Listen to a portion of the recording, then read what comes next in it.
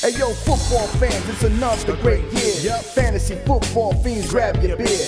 Giving you the best draft tips for all your picks. Starts and sits to the waiver wire fix. From my drafts galore to stats that's hardcore. Triple F does it all, have y'all screaming more. So sit back, relax, let the experts prevail. JT Magnum, Ziggy Guns never fail.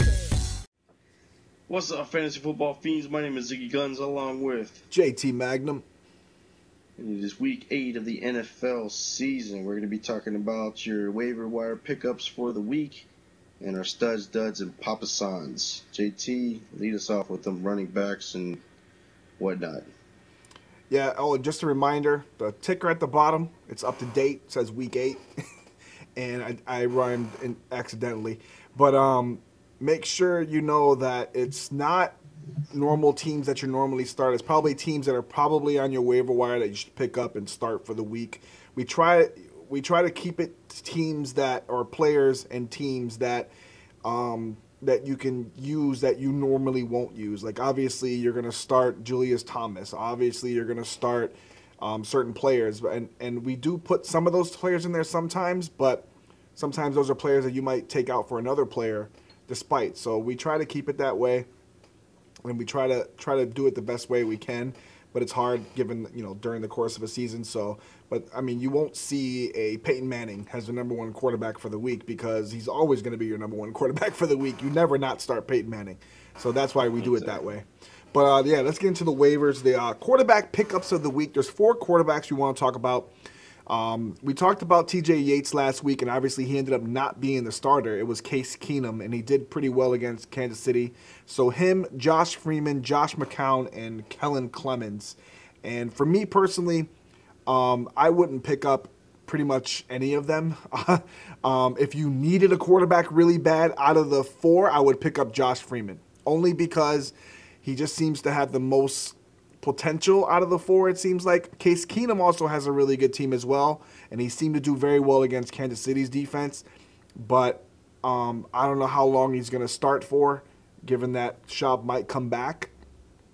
So that's kind of a risk where Josh Freeman's always going to be a starter. So that's the only thing Josh has ahead of Case Keenum. Josh McCown and Kellen Clemens. Josh McCown's for 4 weeks. Kellen Clemens is for the rest of the year probably, but Sam Bradford was having a good season, but I don't think Kellen Clemens is going to have a season Bradford was.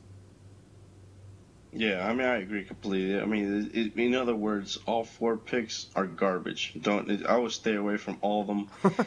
Keenan has probably, in my opinion, the most potential to be good, but like you said, it looks like Schaub is not going to lose his job, in which he shouldn't have lost the job anyways. Schaub is clearly the better quarterback out of that whole group. And then with Freeman, as much as everybody's bashing Freeman, I mean, let's not forget. I mean, this isn't a guy that had preseason snaps with his team. He doesn't know these players. Completely new system. Only 10 days with the playbook. Yep. I mean, I know Freeman had his struggles in Tampa Bay this year, but he's a 4,000-yard passer, so there is potential there, and that's the reason why Minnesota has him there. And certainly if he cut down, I mean, if you look at just half of those throws, at least 16 of those incompletions were way over heads or way below.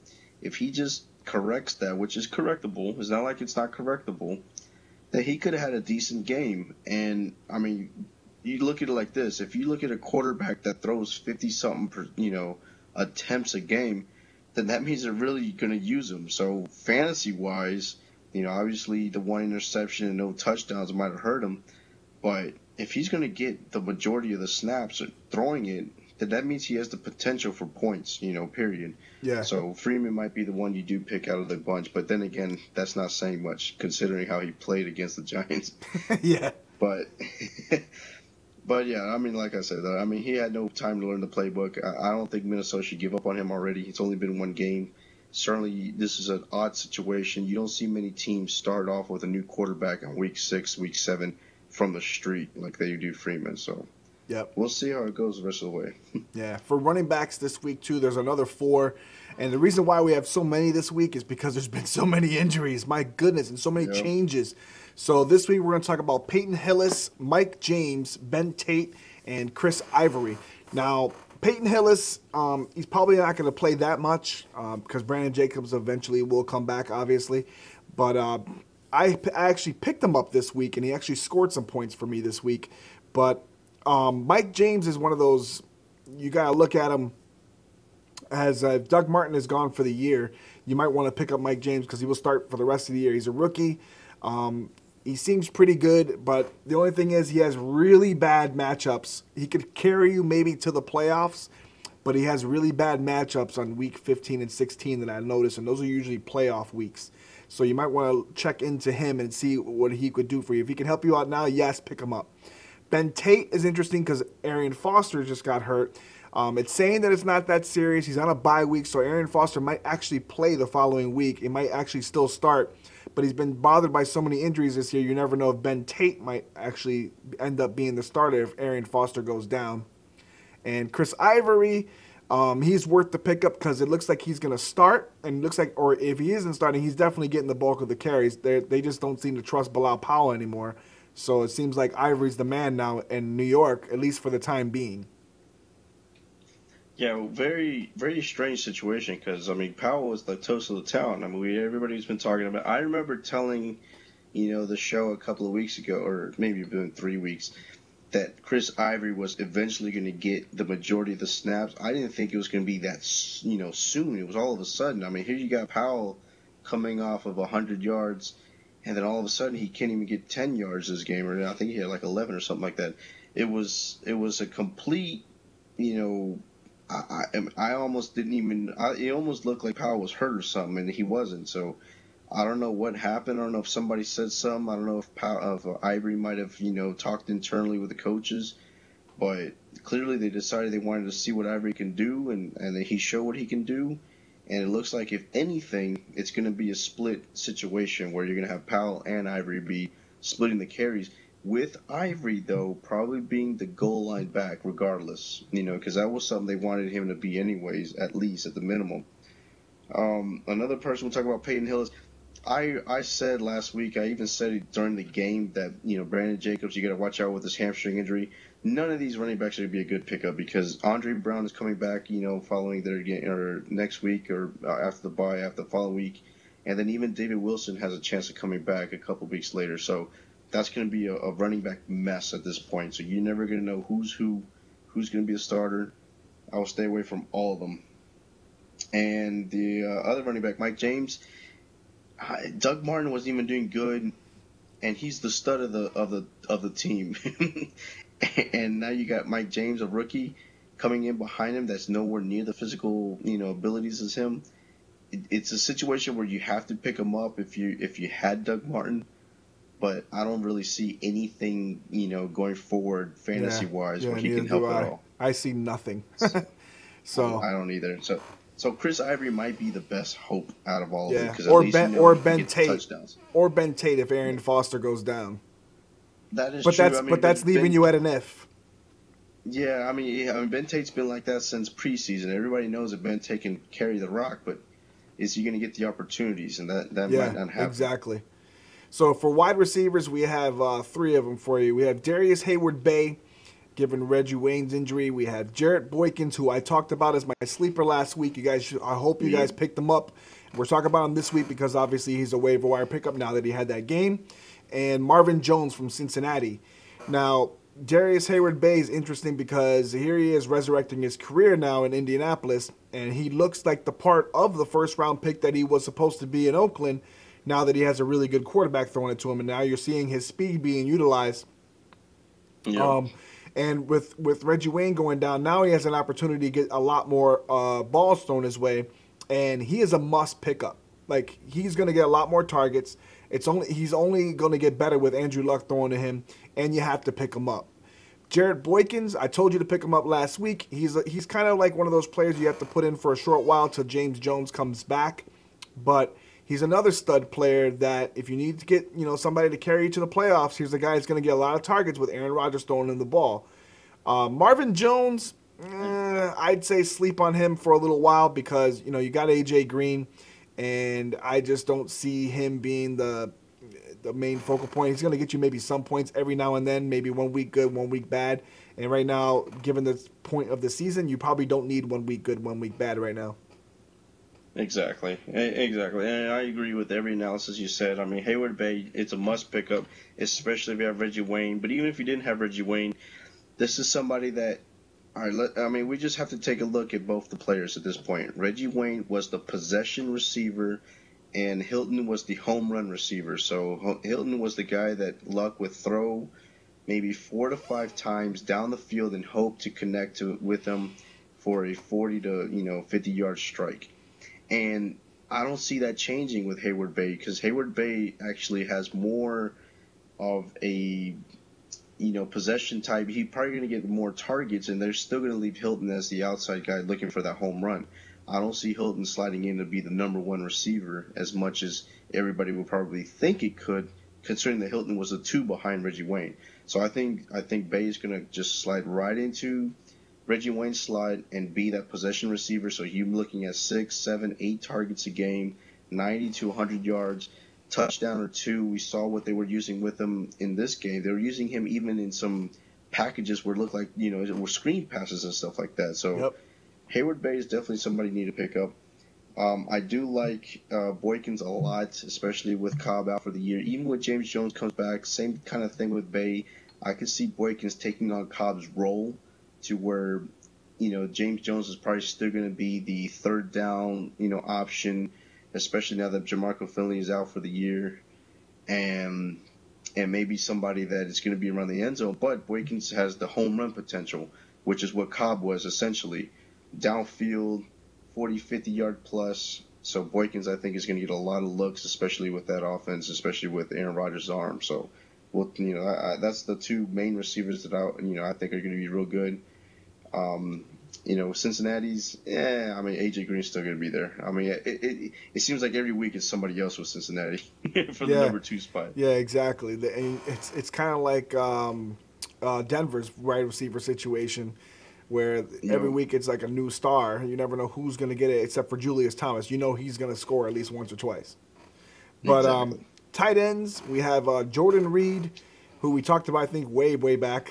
Delaney Walker and Andrew Corliss, who's taken over for Jermichael Finley.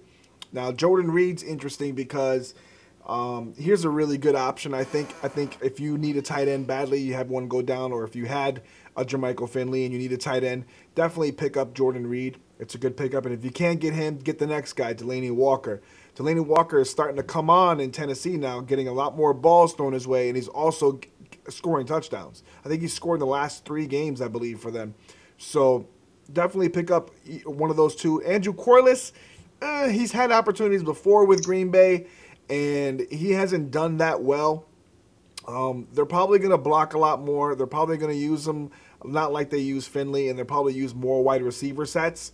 So I don't see Andrew Corliss scoring a lot of points. So I would probably leave him alone. You want to go with the guys that are hot and the guys that are actually scoring touchdowns, and Delaney Walker and Jordan Reed are those 2 guys. Especially now that Jake Locker is back, Delaney Walker is going to be an option that's, more important. A lot of these guys for Tennessee are going to be resurrected with a Jake Locker back in the fold. And then, of course, Reed has just been awesome. I mean, he had, 140 yards or something? I forgot. Something really incredible. He's looking like he's he could potentially be, and this is, pretty good assessment here, he could potentially be a Jimmy Graham for Washington. It looks like RG3, now that he's starting to throw, 250 to 300 plus yards, he's looking at him the most. And with that offensive unit, with Garcon and Moss and Hankerson, there's a lot of names in there that, you potentially can have good weeks, but Reed is always that option in the tight end, especially because we saw what Fred Davis can do when he was healthy, where he could get a bunch of yards. He's like the Julius Thomas for Washington, in my opinion. So definitely pick up Reed. I mean, he's a number 1 type tight end, in my opinion, already for nothing in week 7, week 8, on the free agent wire or on the waiver wire. So pick him up for sure. All right, for defenses, we have 3 this week. It's Falcons, Steelers, and Packers, and all have really good matchups. That's why we put them there. So if you need a not much to talk about. All I'm gonna say is if you need to pick up a defense and you got one on a bye week, if any one of those three are available on your waiver wire, try to pick them up. Exactly. I mean, in my opinion, I think a lot of people drop Steelers over the weeks. I think Steelers against Oakland would be a good matchup. They usually match up well against this type of team, and that will be my number one choice. But yeah, you can't go wrong with either one of them. Yeah. All right, let's get into our studs, duds, and Papa Sans. Who's your stud of the week? My stud of the week should be Russell Wilson. Russell Wilson on Monday night against St. Louis. The Rams obviously lost their quarterback. That team is going to be. It's not going to be able to do anything. Their only option they have is to run the ball, and you're talking about running against a Seattle defense that doesn't give up yards. So that just means more offensive opportunities for Russell Wilson. I expect a big first half, and then Marshawn Lynch to close that game out. So I'm expecting Wilson to throw 240, 250, 3 touchdowns against St. Louis in the first half. Maybe not much after that, but real good first half. Yeah, I have my stud of the week is going to be RG3, and the reason why, Denver. I mean, Denver gives up the most passing yards a game for the whole NFL season so far. And on top of that, Champ Bailey's down. They had like 2 or 3 other injuries in the secondary. They're dropping like flies. So they don't really have much back there for support in the pass game. So I have a feeling RG3 is going to go off this week. I get a feeling he will too. Yeah, who's your dud? Dud of the week. Dud of the week on my side is going to be Maurice Jones-Drew. I mean, he's been a dud of the month, dud of the century, dud of the year. I mean, this guy is a first-round pick and has done nothing, and now he's going to be up against a San Francisco 49er defense that doesn't give up much. I mean, I just feel bad for Maurice Jones-Drew because I can't really say it's him, but, I mean, then again, some teams look better than others. I mean, Brandon Jacobs came off the couch and got a good game, so you would think Maurice Jones-Drew can at least do that, but not against San Francisco. I'm not expecting anything from him. Maybe 30 yards at the most. Yeah, my dud of the week is going to be Josh Gordon, who you already know I love Josh Gordon a lot. He's one of my favorite, actually, receivers in the NFL. I'm praying that the 49ers trade for him. Every day I think about and write and make videos saying how bad I want Josh Gordon, but he's going against Kansas City. They don't really give much in the lines of in the passing game, and since he's the main focal point, I see him getting a lot of double teams this week. So I don't think he's going to get much. Plus the fact that Brandon Whedon's throwing to him, it just seems like they just don't have that connection like him and Hoyer did at the beginning. And I just don't see it right now. So unless he gets traded this week to somebody else and he ends up playing for somebody else this week, he's my dud of the week. Who's your sleeper? Papa San. My Papa San sleeper of the week is going to be Le'Veon Bell to Pittsburgh. I mean, he's playing Oakland.